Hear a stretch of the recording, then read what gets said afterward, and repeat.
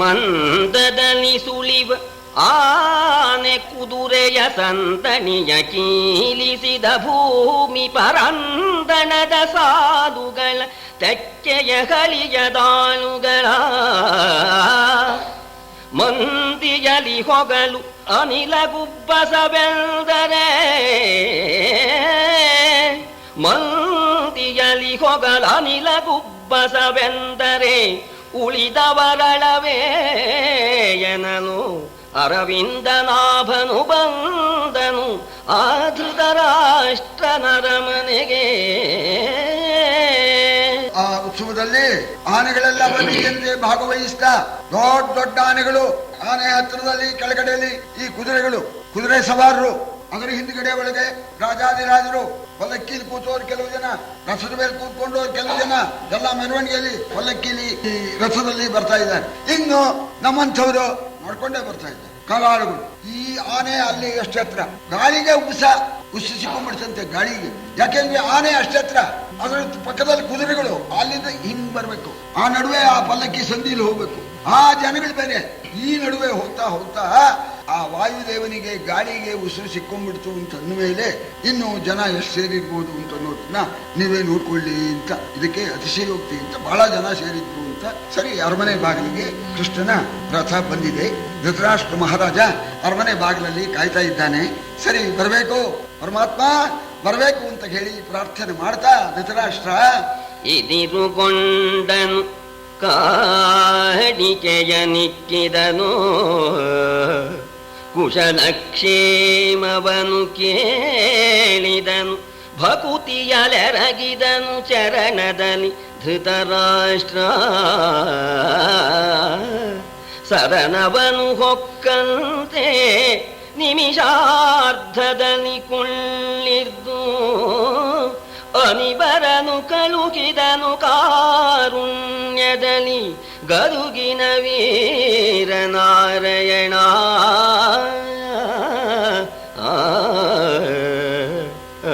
ಪರಮಾತ್ಮನ ಎದುರುಗೊಂಡ ಧೃತರಾಷ್ಟ್ರ ಮಹಾರಾಜ ಕಾಣಿಕೆ ಕೊಟ್ಟ, ಪರಮಾತ್ಮ ಸ್ವೀಕರಿಸಿದ, ಯೋಗಕ್ಷೇಮವನ್ನು ಕೇಳಿದ. ಧೃತರಾಷ್ಟ್ರನು ಕೇಳಿದ, ಪರಮಾತ್ಮನು ಕೇಳಿದ. ಒಳಗೆ ಬರಬೇಕು ಅಂತ ಹೇಳಿ ಧೃತರಾಷ್ಟ್ರ ಪ್ರಾರ್ಥನೆ ಮಾಡಿದ. ಒಳಗೆ ಹೋದ.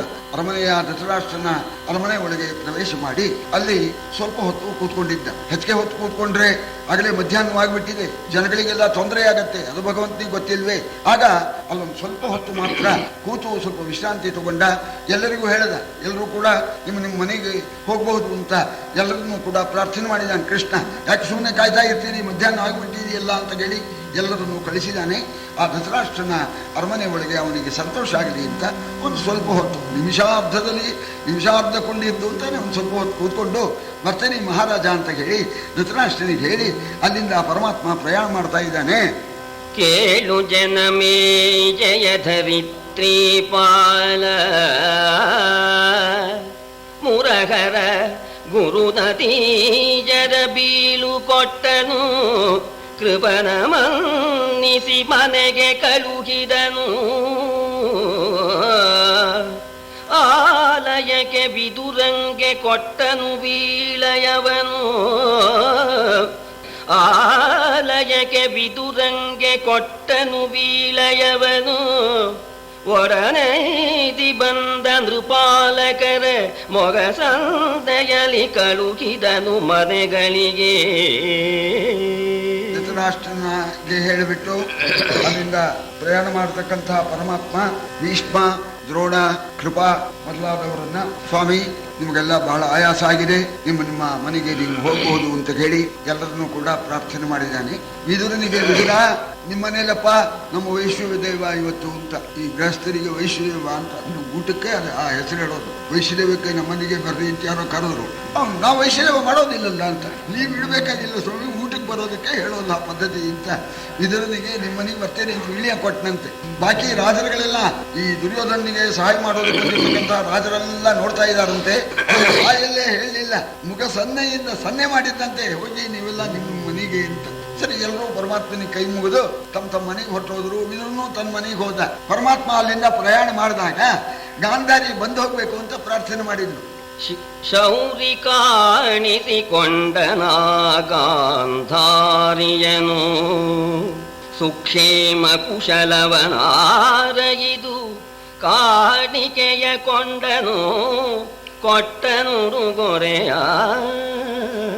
ಕೌರವನು ತನ್ನರ ಮನೆಗೆ ಹರಿಬಾರದಿರನೆಂದೋ ಕೌರವನು ತನ್ನರ ಮನೆಗೆ ಹರಿಬಾರದಿರನೆಂದು ಅಖಿಲ ವಿಧದ ನಿಸಾರ ವಸ್ತುವ ತರಿಸಿ ಆರೋಗಣೆಗೆ ಮಾಡಿಸಿದ.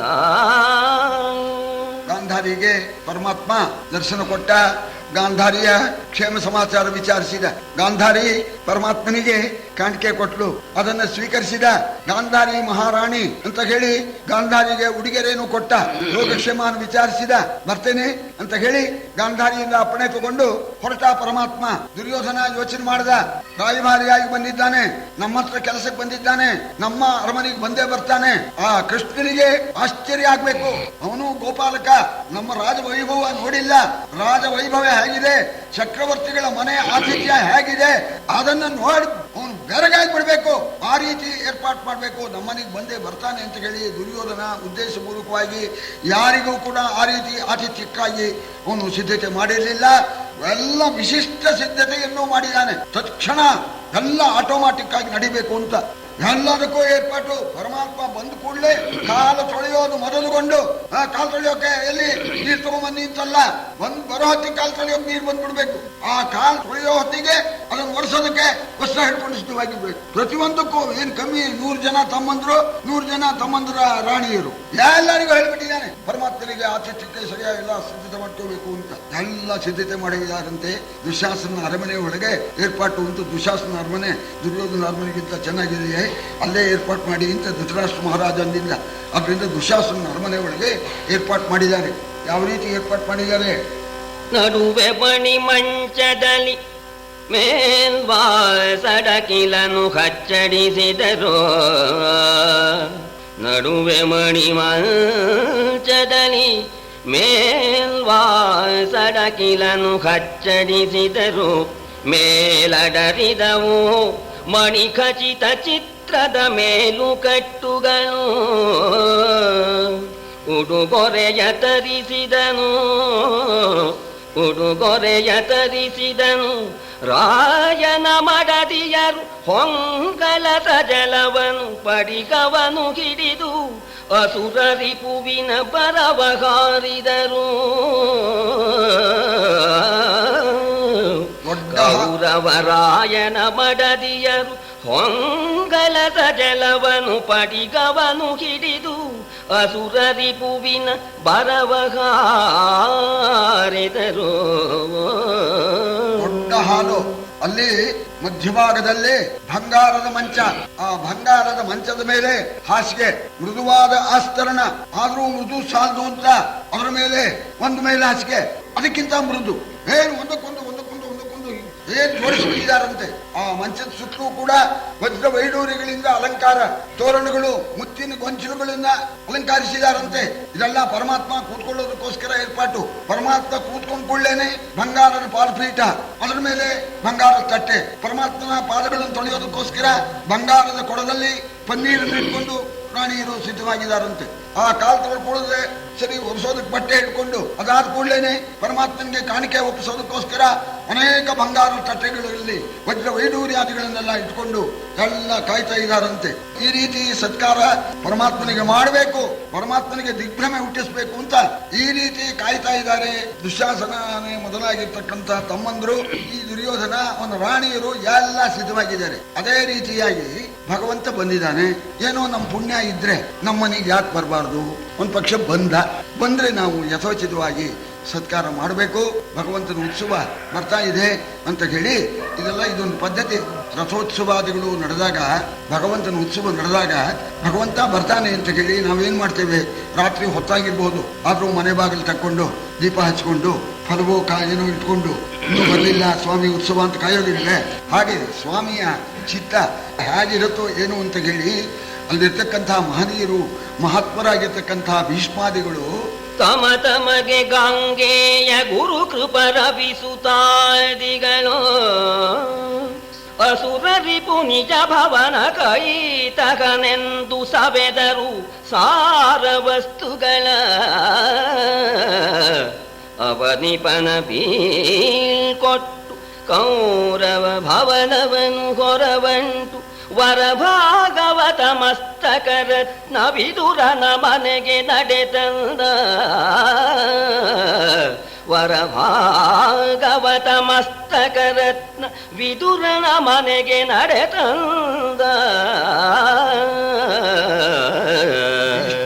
ದ್ರೋಣಾಚಾರ್ಯರು, ಕೃಪಾಚಾರ್ಯರು, ಕರ್ಣ ಮೊದಲಾದವರು ಭಗವಂತ ನಮ್ಮನೆಗೆ ಬಂದ್ರೆ ನಾವು ಸರಿಯಾದ ಸತ್ಕಾರ ಮಾಡಬೇಕು ಅಂತ ಹೇಳಿ ಶ್ರೇಷ್ಠವಾದ ವಸ್ತುಗಳನ್ನೆಲ್ಲ ಸಿದ್ಧ ಮಾಡಿಕೊಂಡು ತಮ್ಮ ಅರಮನೆ ಬಾಗಿಲನ್ನು ತಕ್ಕೊಂಡು ಬಾಗಿಲಲ್ಲಿ ಕೈ ಜೋಡಿಸಿಕೊಂಡು ವಿನೀತರಾಗಿ ಕಾಯ್ತಾ ಇದ್ದಾರೆ. ಯಾರಿಗೂ ಗೊತ್ತು ಭಗವಂತ ಬಂದ್ರೆ ಸತ್ಕಾರ ಮಾಡೋಣ ಅಂತ.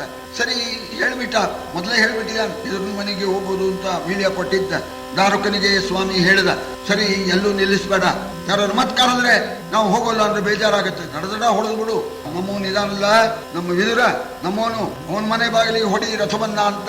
ಅದೇ ರೀತಿಯಾಗಿ ಭಾಗವತ ಮಸ್ತಕ ರತ್ನ, ಭಾಗವತರು ಭಗವದ್ಭಕ್ತರು ಯಾರಿದ್ದಾರೋ ಅವರ ಶಿರೋರತ್ನವಾದಂತೆ ಇರ್ತಕ್ಕಂತಹ ವಿದುರನ ಮನೆಗೆ ರಥವನ್ನು ಹೊಡಿ ಅಂತ ಪರಮಾತ್ಮ ಹೇಳಿದಂತೇನೆ ಅಲ್ಲಿಗೆ ಹೊಡಿತಾ ಇದ್ದಾನೆ ರಥವನ್ನ ದಾರುಕ.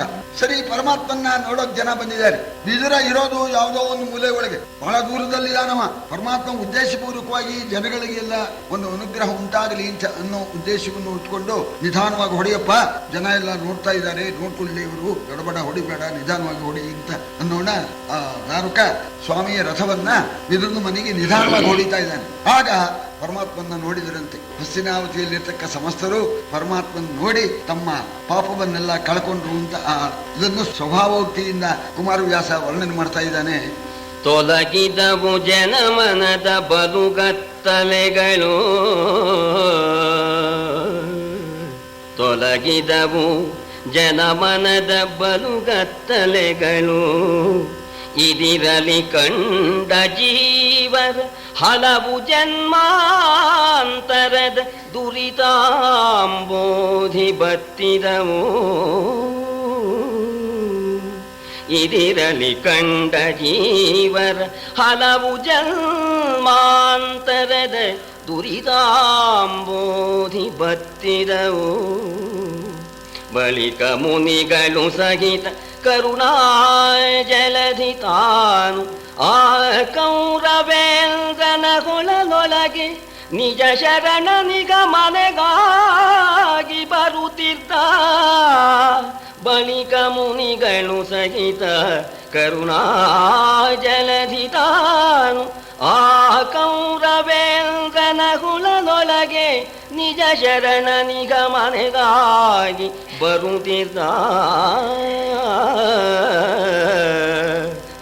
ಪರಮಾತ್ಮನನ್ನ ಭಕ್ತಿ ಭಾವದಿಂದ ಯಾರು ದರ್ಶನ ಮಾಡಿದರೋ ಅವರ ಹೃದಯದಲ್ಲಿರ್ತಕ್ಕ ಅಂಧಕಾರ ಅಜ್ಞಾನ ಅದೆಲ್ಲ ನಾಶವಾಯ್ತಂತೆ. ಜನ್ಮ ಜನ್ಮಾಂತರದಲ್ಲಿ ಸಂಪಾದನೆ ಮಾಡಿರ್ತಕ್ಕಂಥ ಆ ಪಾಪದ ಸಮುದ್ರ ಪರಮಾತ್ಮನ ದರ್ಶನ ಮಾಡಿದ ಮಾತ್ರದಿಂದಲೇ ಬತ್ತಿ ಹೋಯಿತು ಅಂತ, ಸಮಸ್ತ ಪಾಪವೂ ಕೂಡ ನಾಶವಾಯಿತು, ಅಜ್ಞಾನ ಹೋಗ್ಬಿಡ್ತು ಅಂತ ಎಲ್ಲರೂ ನೋಡ್ಲಿ ಧನ್ಯರಾಗ್ಲಿ ಅಂತಲೇ ಆ ಉದ್ದೇಶ ಇಟ್ಕೊಂಡೇ ಬರ್ತಾ ಇದ್ದಾನೆ. ವಿದುರನ ಮನೆ ಬಾಗಿಲಿಗೆ ರಥ ಹೋಗೋ ಹೊತ್ತಿಗೆ ಸರಿಯಾಗಿ ಆ ಮುನಿಗಳು ಇದೊಂದು ದೃಶ್ಯ ನೋಡಬೇಕು ಅಂತ ಹೇಳಿ ಕಣ್ವ, ಪರಶುರಾಮ ಮೊದಲಾಗಿರ್ತಕ್ಕಂಥ ಋಷಿಗಳು ವಿದುರನ ಮನೆ ಬಾಗಿಲ ಹತ್ರಕ್ಕೆ ಬಂದ್ಬಿಟ್ರಂತೆ. ಅವರು ಸರಿ, ಪರಮಾತ್ಮ ಆ ದೊಡ್ಡ ಪಟ್ಟಣದಲ್ಲಿ ತಮ್ಮವನಾಗಿರ್ತಕ್ಕಂಥ ಆ ವಿದುರನ ಮನೆಗೆ ಪರಮಾತ್ಮ ಬಂದಿದ್ದಾನೆ. ಇದು ಸ್ವಾಭಾವಿಕ. ನಾವು ಎಲ್ಲಿಗೆ ಹೋಗ್ಲಿ, ಪಟ್ಟಣ ದೊಡ್ಡದಿರ್ಬೋದು, ಅನೇಕ ಜನ ಇರ್ಬೋದು, ನಮ್ಮವರು ಎಲ್ಲಿರ್ತಾರೋ ಅಲ್ಲಿ ತಾನೇ ಹೋಗ್ತೇವೆ. ಅಲ್ಲಿ ಹೋಗ್ಬೇಕು, ಅವರು ಯಾವುದೋ ಒಂದು ಗಲ್ಲಿಲಿ ಇರ್ತಾರೆ, ನಮ್ಮವರು ಹುಡ್ಕೊಂಡು ಹೋಗ್ತೀವಿ. ಹಾಗೆ ಆ ವಿದುರನ ಮನೆಯನ್ನು ಹುಡ್ಕೊಂಡು ಸ್ವಾಮಿ ಬರ್ತಾ ಇದ್ದಾನೆ. ಜೊತೆಯಲ್ಲಿ ಋಷಿಗಳೆಲ್ಲ ಬಂದ್ಬಿಟ್ಟಿದ್ದಾರೆ. ಈ ವಿದುರ ಸರಿ, ಇವನು ಪರಮಾತ್ಮ ಅಲ್ಲಿಗೆ ಬರ್ತೇನೆ ಅಂತ ಹೇಳಿ ಬರ್ಬಿಟ್ನೋ ಏನೋ, ಮನೆಗೆ ಹೋಗಿದ್ದ, ಹೊರಗಡೆ ಬಂದ. ಹೊರಗಡೆ ಬರೋಣ ನೋಡ್ತಾ ಇದ್ದಾನೆ, ಕೃಷ್ಣ ನಿಂತ್ಬಿಟ್ಟಿದ್ದಾನೆ ಮನೆ ಬಾಗಿಲಲ್ಲಿ. ಸರಿ, ಋಷಿಗಳೆಲ್ಲ ಇದ್ಬಿಟ್ಟಿದ್ದಾರೆ. ಆ ಮನೆಯಿಂದ ಹೊರಗೆ ಬಂದು ಕೃಷ್ಣನ್ನ ನೋಡಿದ ಮಾತ್ರಕ್ಕೇನೆ ವಿದುರನಿಗೆ ಆನಂದ ಹೆಚ್ಚಾಗ್ಬಿಡುತ್ತೆ. ಆ ಪರಮಾತ್ಮ ಎಲ್ಲ ನಮ್ಮನೆಗೆ ಬರೋಣ ಅಂದ್ರೇನು ಅಂತ ಬಂದಿದ್ದಾನಲ್ಲ ಅಂತ ಹೇಳಿ ತುಂಬಾ ಸಂತೋಷವಾಗ್ಬಿಟ್ಟು ಕರಣ ನಿಂಬಳವಾಯಿತು ಮನವೊಬ್ಬರಿಸಿತು ಕರಣ ನಿಂಬಳವಾಯಿತು. ಮನವೊಬ್ಬರಿಸಿತು ಅತಿ ಪರಿತೋಷದೇಳಿಗೆ ಪರಮ ಸುಖದಲ್ಲಿ ತನುವ ಮರೆದನು ನಯನ ಜಲವೊಗನು. ಎರಡು ನೋರದ ಗಾಢ ಭಕ್ತಿಯ ಭರದ ಲವಲವಿಕೆಯಲಿ ನಿಜ ಮಂದಿರವ ಹೊರಬಂಡುತ್ತ ಕಂಡನು ವಿದುರನಚ್ಯುತನ. ನಿಜ ಮಂದಿರವ ಹೊರಬಂಡುತ್ತ ಕಂಡನು ವಿದುರನಚ್ಯುತನ. ಪರಮಾತ್ಮನ ದರ್ಶನ ಮಾತ್ರದಿಂದ ವಿದುರನ ಅಂತಃಕರಣ ಪರಿಶುದ್ಧವಾಯಿತು. ನಮ್ಮನೆ ಬಾಗಿಲಿಗೆ ಪರಮಾತ್ಮ ದೇವದೇವೋತ್ತಮ ಬಂದ ಅಂತ ಆ ಸಂತೋಷ ಹೆಚ್ಚಾಗಿಬಿಟ್ಟು ಮನಸ್ಸು ಬರಿಸಿಬಿಡ್ತಂತೆ. ಅತಿ ಸಂತೋಷವಾಯ್ತು. ಅತಿ ಸಂತೋಷವಾಗೋಣ. ಆ ಸುಖದಿಂದ ದೇಹದ ಭಾವನೆ ಮರ್ತೋಗ್ಬಿಡ್ತು ಅಂತ ಕಣ್ಣುಗಳಿಂದ ಆನಂದ ಬಾಷ್ಪ ಇಳಿತಾ ಇದೆಯಂತೆ. ಇದಕ್ಕೇನೆ ಗಾಢ ಭಕ್ತಿ, ಏಕಾಂತ ಭಕ್ತಿ ಅಂತ ಹೇಳಿ ಹೇಳ್ತಾರೆ. ಎರಡು ದೂರದ ಗಾಢ ಭಕ್ತಿಯ ಅಂತ. ಆ ಗಾಢ ಭಕ್ತಿ, ಏಕಾಂತ ಭಕ್ತಿ ಇದ್ರೆ ಎರಡು ಇಲ್ಲೇ ಕೊಡುದು, ಇರೋದು ಒಂದೇ ಅಂತ. ಅದನ್ನೇ ನಾವು ಹೇಳ್ತೇವಲ್ಲ, ದೇಹೋ ದೇವಾಲಯ ಪ್ರೋಕ್ತೋ ಜೀವೋ ದೇವ ಸನಾತನಃ ತ್ಯಜೇದಜ್ಞಾನ ನಿರ್ಮಾಲ್ಯಂ ಸೋಹಂ ಭಾವೇನ ಪೂಜೆಯೇತ್ ಅಂತ. ಪರಮಾತ್ಮನೇ ನಾನು ಅಂತ ಅಲ್ಲಿ ಎರಡು ಅಂತ ಅನ್ನೋದು ಇರಲೇ ಕೂಡದಂತೆ. ಅದಕ್ಕೆ ಗಾಢ ಭಕ್ತಿ ಅಂತಾರೆ. ಶುದ್ಧವಾಗಿರ್ತಕ್ಕಂಥ ಆ ಭಕ್ತಿ, ಅದನ್ನ ನಮ್ಮ ಪುರಂದರದಾಸರು ಆ ಭಕ್ತಿ ಯಾವ ರೀತಿ ಇರಬೇಕು ಅಂತ ಅನ್ನೋದನ್ನ ಕೈಲಾಸವಾಸ ಗೌರೀಶ ಶಂಭೋ ತೈಲಧಾರೆಯಂತೆ ಮನಸ್ಸು ಕೊಡು ಹರಿಯಲ್ಲಿ ಶಂಭೋ ಕೈಲಾಸವಾಸ ಗೌರೀಶ ಈಶಾ ಅಂತ. ಅವರು ವಿಷ್ಣು ಭಕ್ತರಾದ್ರಿಂದ ಅವರು ನಿನ್ನಲ್ಲಿ ಭಕ್ತಿ ಕೊಡು ಅಂತ ಕೇಳೋಲ್ಲ. ಅಲ್ಲೇ ಸ್ವಲ್ಪ ಪಕ್ಷಪಾತ. ಕೈಲಾಸವಾಸ ಗೌರೀಶ ಈಶಾ ತೈಲಧಾರೆಯಂತೆ ಮನಸ್ಸು ಕೊಡು ಹರಿಯಲ್ಲಿ ಶಂಭೋ ಅಂತ. ನಿನ್ನಲ್ಲ, ಹರಿ ಸರ್ವೋತ್ತಮ ತಾನೆ. ಹರಿಯಲ್ಲಿ ಆ ತೈಲಧಾರೆ ಹಾಗೆ. ಈ ತೈಲಧಾರೆಗೂ ಜಲಧಾರೆಗೂ ವ್ಯತ್ಯಾಸ ಇದೆ. ನೀವು ಪರೀಕ್ಷೆ ಮಾಡಿ ನೋಡಿ. ಎಣ್ಣೆನ ಮೇಲಿಂದ ಬಿಟ್ರೆ ಚೂರು ಹೊರಕ್ಕೆ ಉಳಿಯೋದಿಲ್ಲ, ಅಖಂಡವಾಗಿರುತ್ತೆ. ನೋಡಿ, ಕಲ್ಪನೆ ಕವಿಗಳದ್ದು. ಈ ನೀರಿನ ಬಿಟ್ರೆ ಹರಕರಕಾಗಿ ಬಿದ್ದುಬಿಡುತ್ತೆ. ಅದಕ್ಕೆ ತೈಲಧಾರೆಯಂತೆ ಅಂತ. ಹಾಗೆ ಅಂತ ಗಾಢ ಭಕ್ತಿ ದೇವರಲ್ಲಿ ನಾವೇನು ಅಪೇಕ್ಷಿಸಕೂಡದು. ನಮ್ಮ ಭಕ್ತಿಯಿಂದ ಪೂಜೆ ಮಾಡಬೇಕು. ನಾವು ಮಾಡೋದು ಸ್ವಲ್ಪ ಪೂಜೆ, ಸಂಕಲ್ಪ ಇಷ್ಟುದ್ದ ನಮ್ದು. ಧರ್ಮಾರ್ಥ ಮೋಕ್ಷ ಚತುರ್ವಿಧ ಫಲಪುರುಷಾರ್ಥಸಿದ್ಧ್ಯರ್ಥಂ ಐಶ್ವರ್ಯಾಭಿವೃದ್ಧ್ಯರ್ಥಂ. ಏನು ನಾವು ಮಾಡೋ ಪೂಜೆಗೆ ಇದು ಗಾಢ ಭಕ್ತಿ ಆಗೋಲ್ಲ, ಏಕಾಂತ ಭಕ್ತಿ ಆಗೋಲ್ಲ. ಏಕಾಂತ ಭಕ್ತಿ ಅಂತಂದ್ರೆ ಬರೀ ಭಕ್ತಿ ಸಮರ್ಪಣೆ ಅಷ್ಟೇ ಇರಬೇಕು. ಇದಕ್ಕೆ ನಮ್ಮ ಅಧ್ಯಾತ್ಮ ಪ್ರಕಾಶದ ಸ್ವಾಮಿಗಳು ಈ ಏಕಾಂತ ಭಕ್ತಿ ವಿಚಾರಕ್ಕೊಂದು ಕಥೆ ಹೇಳಿದರು. ಯಾರೋ ಒಬ್ಬರು ಶಾಸ್ತ್ರಿಗಳು ಗಣಪತಿ ಉತ್ಸವ ಬಹಳ ಚೆನ್ನಾಗಿ ಮಾಡೋರು. 21 ದಿವಸ ಗಣಪತಿಯನ್ನು ಇಟ್ಕೊಂಡು ಪ್ರತಿ ದಿವಸವೂ ಕೂಡ ಗಣಪತಿಗೆ ಪೂಜೆ, ಸರಿ ನಾನಾ ವಿಧವಾಗಿರ್ತಕ್ಕಂಥ ನೈವೇದ್ಯಗಳು ಎಲ್ಲ ಅರ್ಪಣೆ ಮಾಡಿ ಪರಮ ಗಣಪತಿ ಭಕ್ತರು ಹೀಗೆ ಪೂಜೆ ಮಾಡ್ತಾ ಇದ್ದಾರೆ. ಎಷ್ಟೋ ವರ್ಷ ಕಳೆದೋಗಿದೆ. ಸಂಸಾರ ಸಮೇತ ಕಾಶಿ ಯಾತ್ರೆಗೆ ಹೋದ್ರು. ಮಕ್ಕಳು ಹೆಂಡತಿ ಎಲ್ಲ ಇದ್ರು. ಅವತ್ತೇನಾಗಿದೆ, ಕಾಶಿಗೆ ಹೋಗೋದ್ರಲ್ಲಿ ಅವತ್ತು ರೈಲು ಸಾಮಾನ್ಯವಾಗಿ ಬೆಳಿಗ್ಗೆ 6 ಗಂಟೆಗೆ ರೈಲು ಹೋಗಬೇಕಾಗಿತ್ತು. ಏನೋ ರೈಲು ಅದು ತಪ್ಪಿಟ್ಟು ಎಲ್ಲೋ ತೊಂದರೆ ಆಗ್ಬಿಟ್ಟು ರೈಲು ಕಾಶಿ ಮುಟ್ಟೋ ಹೊತ್ತಿಗೆ 12 ಗಂಟೆ ಆಗ್ಬಿಟ್ಟು. ಸರಿ, ಕಾಶಿ ಕ್ಷೇತ್ರಕ್ಕೆ ಹೋದ್ಕೊಳ್ಳೇನೆ ಕ್ಷೇತ್ರ ವಿಧಿ ಆಗ್ಬೇಕು. ಮೊದಲ ದಿವಸ ಕ್ಷೇತ್ರ ವಿಧಿ ಅಂತಂದ್ರೆ ಸರಿ, ಅದಾದ ಮೇಲೆ ಸ್ನಾನ ಆದ್ಮೇಲೆ ಏನೋ ಇದು ಆಹಾರ ತಗೋಬೇಕು, ಊಟ ಮಾಡೋದಿಲ್ಲ. ಅವತ್ತು ಕ್ಷೇತ್ರ ವಿಧಿ ದಿವಸ ಇದು ಪದ್ಧತಿ ಇರ್ತಕ್ಕಂಥದ್ದು. ಅವರಿಗೆ ಕಾಫಿ ಅಭ್ಯಾಸ ಶಾಸ್ತ್ರಿಗಳು. ಕ್ಷೇತ್ರ ವಿಧಿ ಆದೊತ್ತು ಕಾಫಿ ತಗೊಳ್ಳೋ ಹಾಗಿಲ್ಲ, ಸ್ನಾನ ಮಾಡೋ ಹಾಗಿಲ್ಲ. ಸ್ನಾನ ಮಾಡಿ ಕಾಫಿ ಮಾಡಿದೊತ್ತು ಕಾಫಿ ತಗೊಳ್ಳೋ ಹಾಗಿಲ್ಲ. ಕ್ಷೇತ್ರ ವಿಧಿಗೆ ಅವನು ಬೇಕು, ಕ್ಷೌರಿಕ ಬೇಕು. ಸಾಮಾನ್ಯವಾಗಿ ಅದು ಅಪರಾಹ್ನದ ಕರ್ಮ ಅಲ್ಲ. 12 ಗಂಟೆವರೆಗೆ ನೋಡಿದ್ರು, ಇವತ್ತು ಯಾರು ಇಲ್ಲ ಅಂತ ಎಲ್ಲ ಹೋಗ್ಬಿಟ್ಟಿದ್ದಾರೆ. ಇವರು ಪಾಪ ಹುಡ್ಕೊಂಡು ಹೋಗ್ತಾ ಇದ್ದಾರೆ. ಹುಡ್ಕೊಂಡು ಹೋಗ್ತಾ ಇದ್ರೆ ಸಿಗೋದೇ ಇಲ್ಲ. 12 ಗಂಟೆ ಮೇಲೆ ಎಲ್ಲಿ ಸಿಗ್ತಾರೆ? ಆ ಹುಡುಗ ಒಬ್ಬನು, ಅಪ್ಪ ಗಣಪತಿ ಪೂಜೆ ಮಾಡೋದು ನೋಡ್ತಾ ಇದ್ದ ಹುಡುಗ, ಅಪ್ಪ ಇಲ್ಲೊಂದು ಗಣಪತಿ ಇದೆ ಅಂದ. ಅವನು ಕಾಶಿಯಲ್ಲಿ ಬರೀ ಗಣಪತಿ ಇಲ್ಲ, ಅಪ್ಪ ಇಲ್ಲೊಂದು ಗಣಪತಿ ಇದೆ ಅಂದ.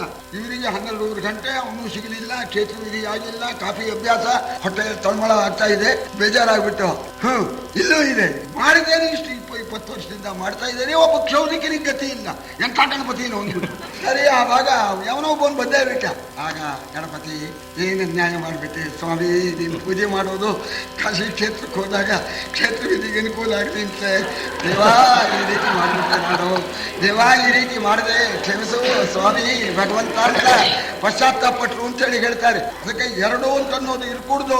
ಇಂಥ ಗಾಢ ಭಕ್ತಿ ಸರಿ, ಅಂತ ಭಕ್ತಿಯಿಂದ ಪರಮಾತ್ಮನ ನೋಡಿದ.